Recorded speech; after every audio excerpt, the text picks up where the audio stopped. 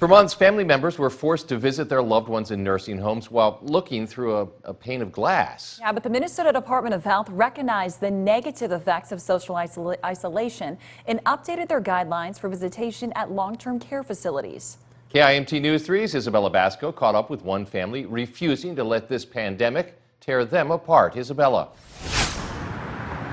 Here at Riverbend Assisted Living and Memory Care, you no longer have to visit your loved one through a window. You can now visit them outdoors, but you must wear a mask and staff members must be present. I talked to one family who told me that they've had to adapt during this pandemic, but tells me that love knows no boundaries. So is it nice to be outside, Dad? Yeah, it's beautiful. Meet the Mested family. Today they are visiting their patriarch, 91-year-old Sterling Mested. We're pretty laid back, pretty easygoing, very connected. Sitting there getting really tan. Yeah. Okay. Are you getting a savage tan as well? Several times a week, his son, granddaughter, and great-grandson make the effort to visit him. I think initially you want to hug them and touch them and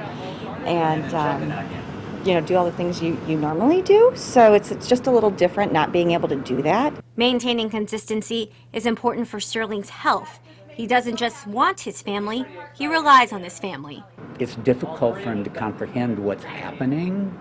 So I think it definitely contributes to some anxiety. That's why the Mesteds adapt. Coming up with the new adaptations of more cell phone calls, of possibly electronic virtual connections, as well as just stopping outside. In a pandemic, love doesn't die. What changes is the way we express it. I don't think anything goes away.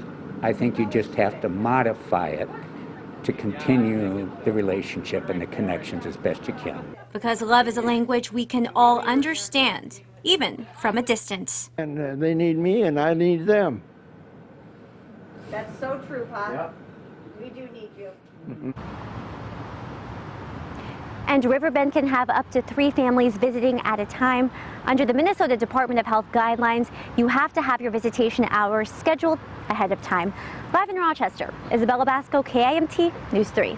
Thank you, Isabella. Now, Riverbend has 60 residents in assisted living and allows for 10 visits a day.